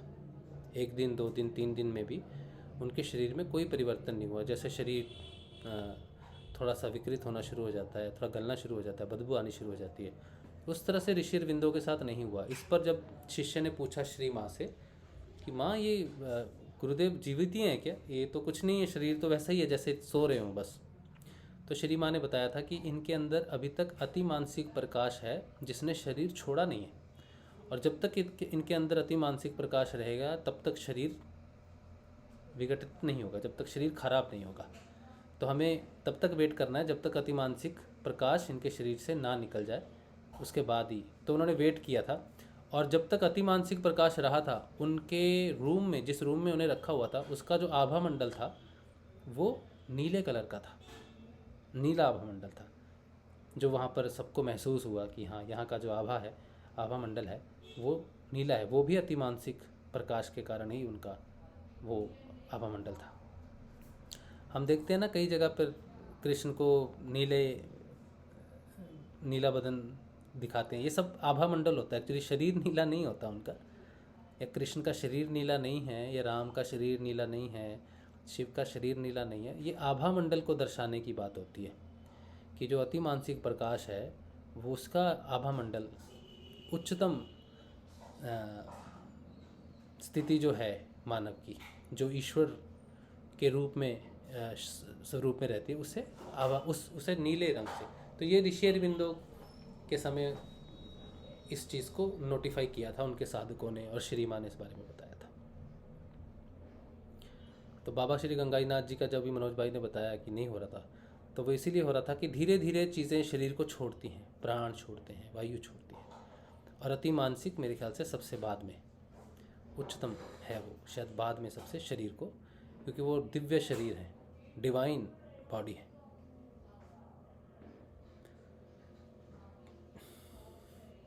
और किसी गुरु भाई को हमारे दादा गुरुदेव की कोई घटना, कोई ऐसी कोई बात, चर्चा कुछ याद आती हो, क्योंकि वो गांव के लोग जब बैठते थे बताते थे गुरुदेव के बारे में, तो बहुत अच्छी अच्छी बातें बताते थे वो। जय श्री गुरुदेव, जय श्री दादा गुरुदेव। हाँ जी, राजवीर सिंह जी, जय श्री गुरुदेव। गुरुदेव जी का आज मेन प्रोग्राम है, कल है 31 दिसंबर? आज था, आज भंडारा था, कल समझ रखे। आज भंडारा था और कल भजन था शाम को। अच्छा, हमने तो 31 दिसंबर समझ रखा था, मैं कल खीर खार बनाएंगे। कोई बात नहीं, कल बुलाना ना, हर दिन ही गुरुदेव का, ये कोई दिक्कत नहीं है, कोई बात नहीं। अच्छा, अफसोस ही रहेगा हमारे को। कोई बात नहीं, कोई चक्कर नहीं। और कोई गुरु भाई कुछ बताना चाहता है दादा गुरुदेव के बारे में, या फिर कोई घटना उन्हें याद हो, कोई वाक्य उन्हें याद हो? गुरु भाई जय श्री गुरुदेव। हाँ जी, जय श्री गुरुदेव देवेंद्र भाई। गुरु भाई, मैंने ऐसा पढ़ा था कुछ समय पहले कहीं पे, मुझे अभी पूरी तरह से याद नहीं है, जितना मुझे याद है मैं उसको शेयर करता हूँ आपके साथ में। अगर कोई करेक्शन हो तो आप इसमें थोड़ा सा कर दीजिएगा, किसी को पता हो तो। बिल्कुल आप जी, जामसर में यूं हुआ था कि वहां पर कोई कंक्रीट वगैरह भरने का कोई काम चल रहा था वैगन्स में, जहां पे कॉन्ट्रैक्टर ने कुछ मजदूर रखे हुए थे। उसमें से एक मजदूर को बाहर काम था, तो वो जाना चाह रहा था, लेकिन ठेकेदार उसको छुट्टी नहीं दे रहा था, जो कॉन्ट्रैक्टर था। तो उसने कहा कि छुट्टी नहीं दूंगा, तो वो आदमी बहुत परेशान था। वो जब दादा गुरुदेव ने उसको देखा तो पूछा कि क्या दिक्कत है तुम्हें। तो उसने बताया कि ठेकेदार मुझे जाने नहीं दे रहा है। तो उन्होंने कहा मुझे ठेकेदार के पास ले चल। तो उन्होंने ठेकेदार को कहा, देखो भैया, इसको छुट्टी दे दो, इसकी जगह पे मैं काम करने के लिए तैयार हूँ। तो उसने देखा हैरानी से, लेकिन उसको आदमी चाहिए था, तो आदमी के बदले में आदमी मिल रहा है, तो उसने छुट्टी दे दी और वो आदमी चला गया। तो गुरुदेव ने, दादा गुरुदेव ने कुछ दिन वहां पे काम किया, लेकिन एक दिन उस ठेकेदार ने देखा कि ये आदमी आता है और वो जो तसली जिसको बोलते हैं, वो अपने आप ही वैगन में जाके जाती है और वहां खाली हो जाती है। तो जैसे ही उसने ये चीज देखी तो वो एकदम से इनके पैरों में पड़ गया। बोला कि महाराज आप कौन हो, मुझे बताओ, ये आप तो इतने चमत्कारी आदमी हो, बड़े आदमी हो, ये मुझसे क्या गलती हो गई। तो दादा ने कहा नहीं, ऐसी कोई बात नहीं। उसने कहा महाराज आप रहने दो प्लीज, आप ये मत करिए, मैं अब आपको पहचान गया हूँ। तो उसके बाद में उसमें बहुत परिवर्तन आया, उस आदमी में बहुत मानने लगा वो दादा गुरुदेव को। ये मैंने कहीं पढ़ा था। अच्छा, इसमें जैसा देवेंद्र भाई करेक्शन मुझे पता नहीं है कि इसमें एक करेक्शन है या नहीं है, या फिर ये अलग घटना है, वो अलग घटना है। लेकिन बाबा श्री गंगाई नाथ जी ने नौकरी की थी ये मुझे याद है। और उसकी घटना जो जैसे हमें पता चली वो ऐसे थी कि किसी ने बाबा श्री गंगाई नाथ जी के नाम से उधार लिया कि ये है, और फिर वो उधार शायद चुकाया नहीं। तो उन्होंने बाबा गंगाई नाथ जी से पूछा कि आपके नाम से उधार लेके गया है बंदा, ठीक है, पैसे लेके गया आपका नाम लेके और वापस नहीं दे रहा। तो गुरुदेव ने फिर जो आपने ये बात बताई कि उन्होंने कुछ पत्थर वगैरह ढोए थे और वो पैसे जो उन्हें मिले थे उससे उन्होंने वो चुकता किया था उसका। गुरुदेव ने शक्ति से पैसे नहीं चुकाए, बल्कि उन्होंने काम करके उसका ऋण चुकाया जो उनके नाम से किसी ने लिया था, शायद उनका शिष्य होंगे गुरुदेव के, या क्या घटना थी। मुझे याद आ रहा है कि ये मैंने जोधपुर वाली जो वेबसाइट है वहां पर इसको पढ़ा था। अच्छा, मुझे याद आ रहा है। अच्छा, तो ये कुछ ऐसी घटना है जहाँ पर ये साबित होता है कि गुरुदेव ने काम भी किया था और अपने किसी शिष्य के लिए ही किया था, जहाँ पर गुरुदेव को कोई भरपाई करनी थी। अब ये सोच लो कि उसकी जगह की भरपाई करनी थी या उसने पैसे लिए थे, ये हमें स्पष्ट नहीं पता, लेकिन गुरुदेव ने काम किया था, ये कंफर्म है। और कोई घटना जो हो दादा गुरुदेव की, सिर्फ दादा गुरुदेव की ही बात करेंगे। आज उनकी बरसी है, आज उनका निर्वाण दिवस है, तो उस रूप में हम उन्हें श्रद्धांजलि दे रहे हैं, उनको याद कर रहे हैं और उनकी कथाओं का वर्णन कर रहे हैं, जितनी हमें याद हैं, जितनी वो हमें याद दिला रहे हैं, उन कथाओं का हम पान कर रहे हैं। दादा गुरुदेव हमारे बीच में ही हैं और उनकी कथाओं के माध्यम से हम उन्हें याद कर रहे हैं, उनको श्रद्धांजलि दे रहे हैं। अगर आपने खीर नहीं बनाई, पूड़ी नहीं बनाई, राजवीर भाई जैसे बोल रहे हैं, कोई दिक्कत नहीं है, आप उनकी कथा पान कीजिए। आज उन्होंने हमें उनकी कथाओं का अमृत दे रहे हैं आज हमें सत्संग में।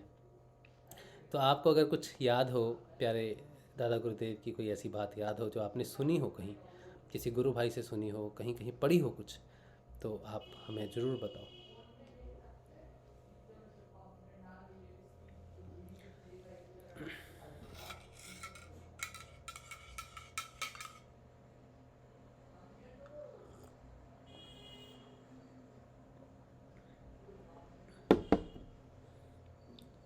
किसी को याद आ रहा कुछ?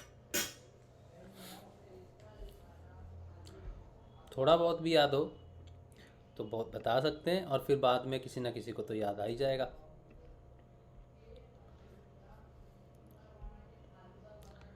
YouTube पे अगर किसी को याद हो तो आप ज्वाइन कीजिए, गूगल मीट ज्वाइन कीजिए। और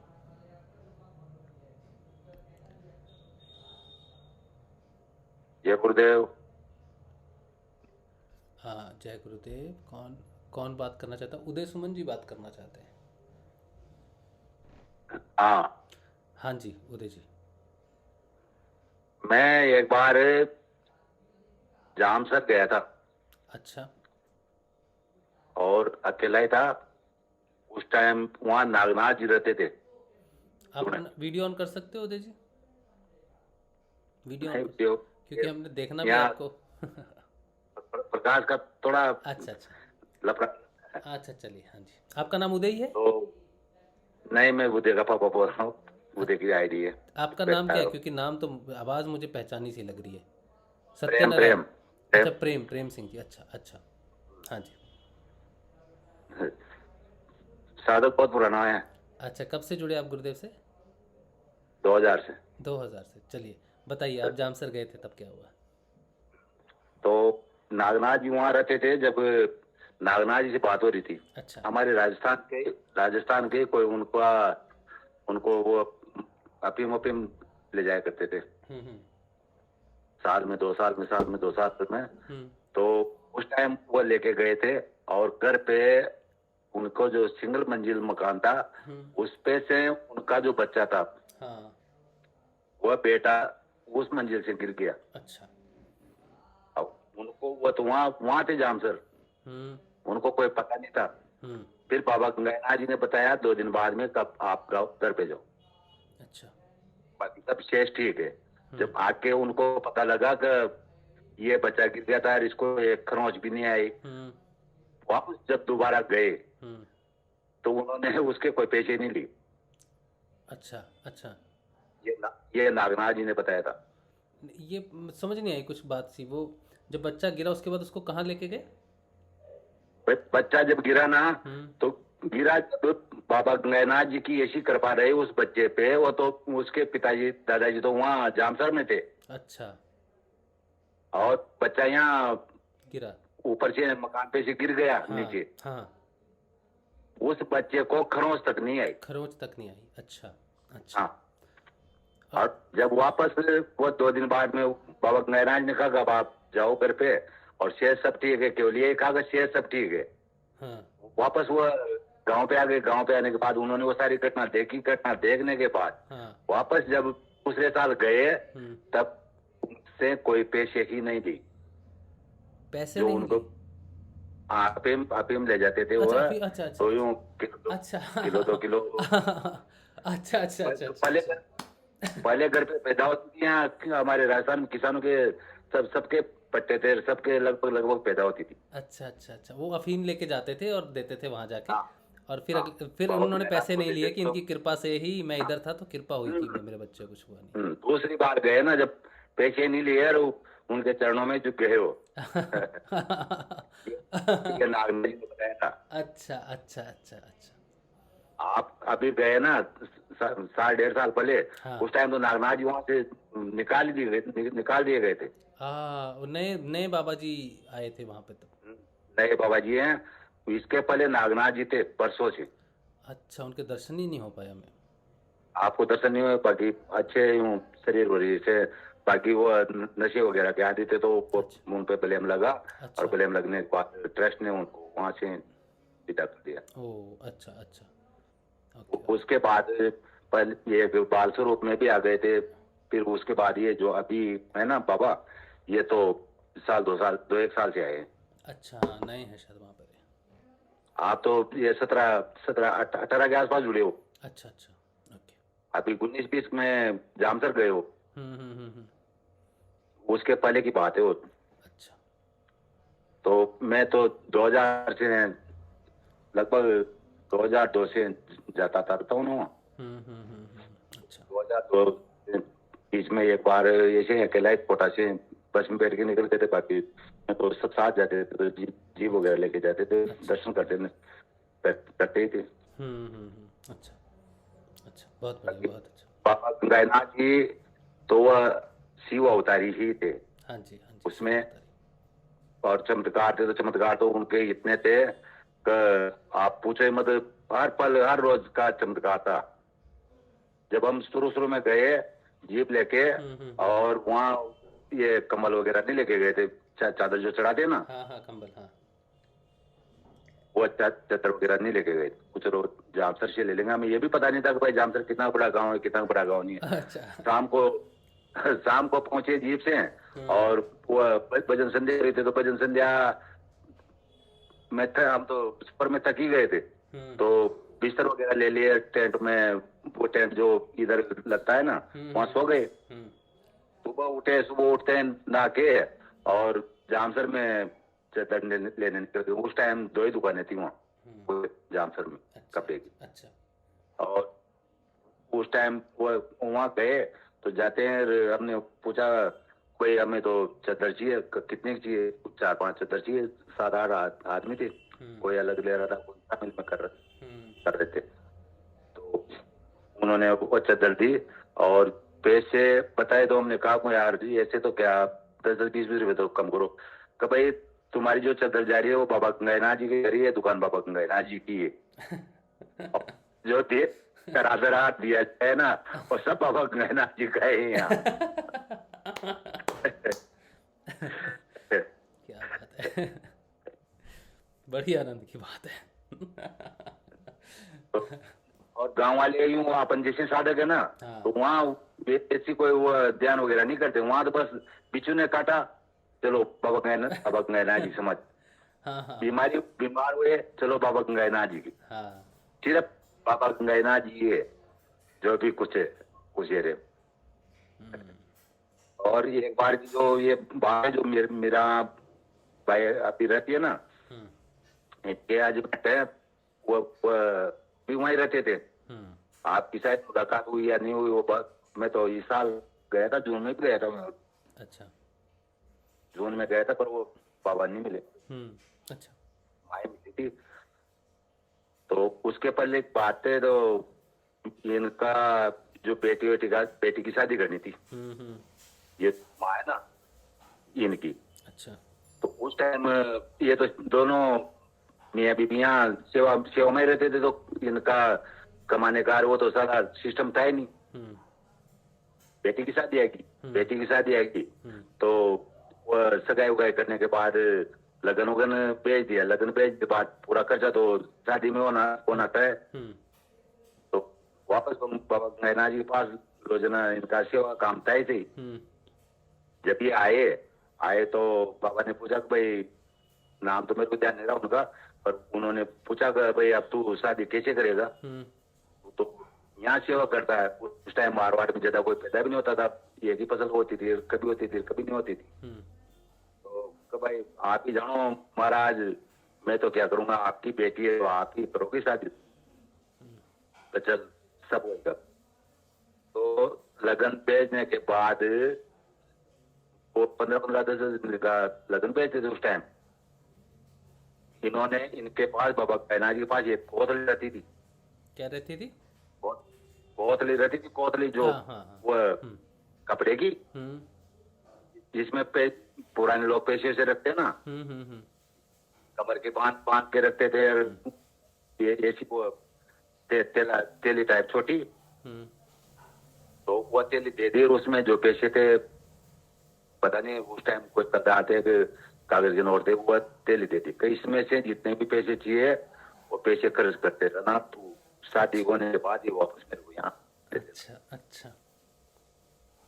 जब उसमें से उन्होंने इतनी बड़ी शादी की कि गांव वालों ने ये सोचा कि इसके पास पैसे कहाँ से। हाँ।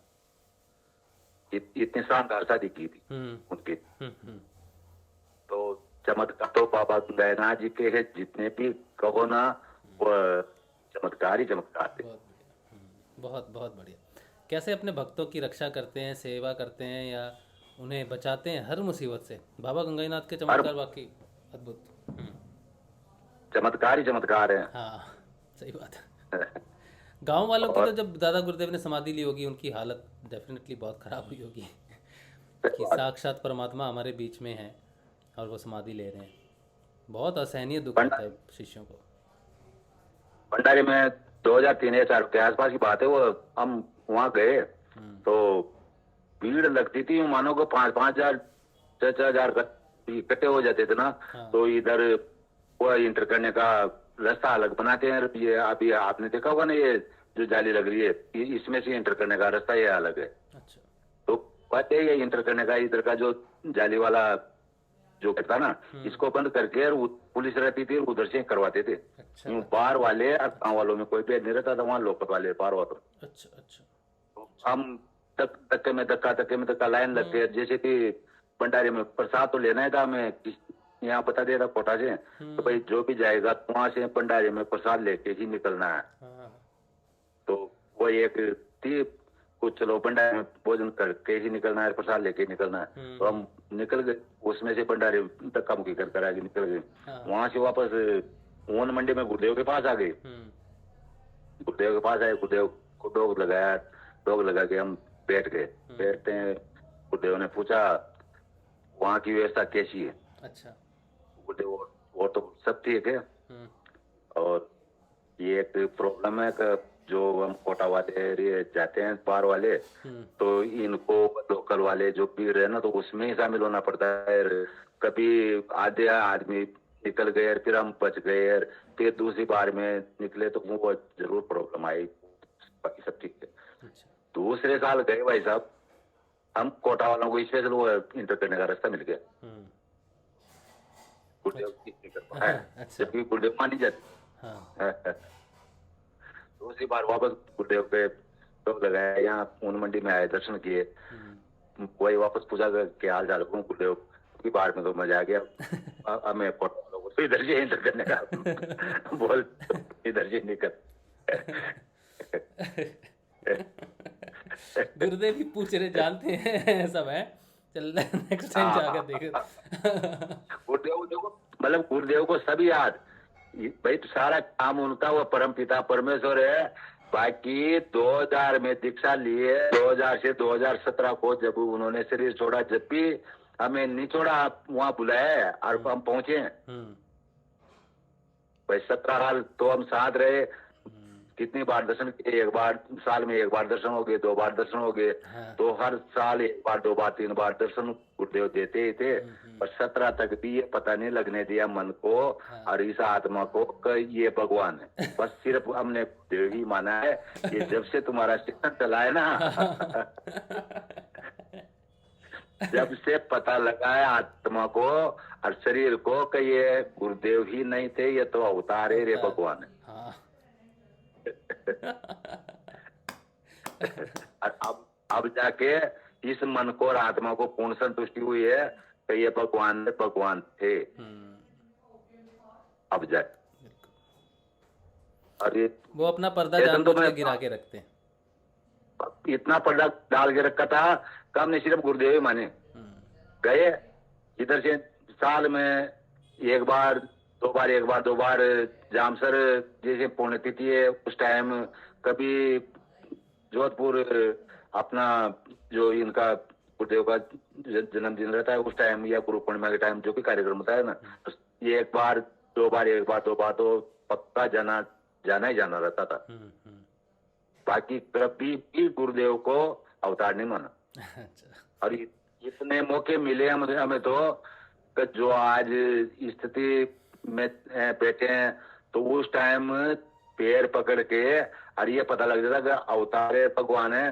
पैर पकड़ने के बाद तो यूं मानो को सारा मुक्ति वहीं मिल रही थी, लेकिन नहीं मिल पाई। बिल्कुल सही बात है, बिल्कुल सही बात। अब आज गुरुदेव को ढूंढे विषय तो कहाँ ढूंढे आप, तो अंदर ही ढूंढना है, अंदर ही मिलते, अंदर ही है। सही बात है, सही बात है। ये बड़ा सौभाग्य की बात है कि अगर परमात्मा पता चल जाए कि ये परमात्मा खड़ा है सामने, सही बात है, तो अलग ही भाव हो जाएंगे। जैसे वो अर्जुन के हुए थे ना, पहले तो वो सुनाते रहे कि मैं ये हूँ वो हूँ, उसको यकीन नहीं आया। जब उसने देखा कि विराट स्वरूप है ये है, तो फिर उसके भाव बदल गए। तो आप भी वैसी अवस्था है आपकी कि वो सामने थे और हमें उन्हें गुरु माना, लेकिन अब समझ में आ रहा है कि परमात्मा स्वयं हमारे बीच में बैठा था। चलो, बहुत अच्छी बात है, बहुत मजा आया आपकी बात सुनकर। जय श्री। बड़ी इंटरेस्टिंग बात है। हाँ। चलिए, आज का जो दिन है वो बाबा श्री गंगाई नाथ जी को अर्पित है। उनको श्रद्धांजलि हम दे रहे हैं, उनकी कथाएं सुन रहे हैं। जिस गुरु भाई को जो भी कथा उनकी पता हो, बात उनकी पता हो, उसकी हम आज कथा अमृतपान बाबा श्री गंगाई नाथ जी हमारे दादा गुरुदेव का किया। बहुत आनंद आया जितना भी हम जानते थे। तो आज सिर्फ और सिर्फ बाबा गंगाई नाथ जी और उनकी घटनाएं जिस रूप में भी हुई, हमें जैसे भी पता चला, बहुत बहुत आनंदपूर्वक ये हुआ। आज हमारा जो संध्या रही सत्संग की, वो वाकई मज़ा आ गया, आनंद अमृतपान आज हुआ है। अच्छा, आर कूल कपिल ये कह रहे हैं, I am surprised how it works. मुझे ये जाने की इच्छा था बाबा गंगाई नाथ के बारे में, और आज पूरा बात श्री गुरु दादा गुरुदेव के बारे में हुआ। And so happy yesterday he was thinking. तो ये हमारे गुरु भाई हैं, नेपाल से हैं, दिनेश जी हैं, इनकी आईडी है आर कूल कपिल। तो ये सोच रहे थे, ये सरप्राइज्ड हैं, इनको बड़ा अचंभा लग रहा है कि ये सोच रहे थे दादा गुरुदेव के बारे में कल, और आज पूरा एपिसोड जो है वो दादा गुरुदेव को समर्पित है। दादा गुरुदेव की बातें, सारा जितना भी हम जानते हैं, सारा निचोड़ गुरुदेव ने एक सेशन में डाल दिया है। बहुत सारी उनकी बातें आज हमने की, तो उन्हें ये सरप्राइज लग रहा है कि ये कैसे होता है, ये क्या काम है। ये ऐसे ही होता है दिनेश भाई, और ये ऐसे ही है। ये मैंने जैसे शुरू में कहा या मुझसे कहलवाया गया कि अध्यात्म किया नहीं जाता, अध्यात्म होता नहीं, अध्यात्म बस बहता है, अपने आप बहता है। जो सच्ची श्रद्धा से, सच्ची नीयत से इस प्रवाह में अपने आप को छोड़ दे, समर्पित कर दे, वो बस आनंद का ही भागी हो सकता है। उसे हर तरफ से आनंद मिलता है। प्रकृति, प्रभु सब उसके सामने, उसके सारे प्रश्नों का हल स्वयं रखते जाते हैं, सब समस्याएं अपने आप सॉल्व होती जाती हैं। तो ये बहुत ही अद्भुत सिद्धियों गुरुदेव ने हमें दिया है। चलिए, आज फिर हम यहीं पे रखते हैं इस प्रोग्राम को। दादा गुरुदेव की बरसी पे हम उनको नमन करते हैं, अपनी पूजा के, अपने प्रेम के, श्रद्धांजलि के फूल श्री गुरुदेव के चरणों में अर्पित करते हैं, प्यारे दादा गुरुदेव को अर्पित करते हैं।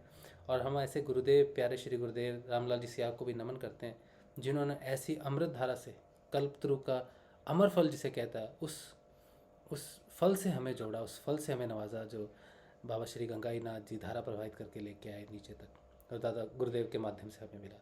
हम बड़े सौभाग्यशाली हैं कि हमारे प्यारे श्री गुरुदेव ने हमें ये सब ऐसे ही दे दिया।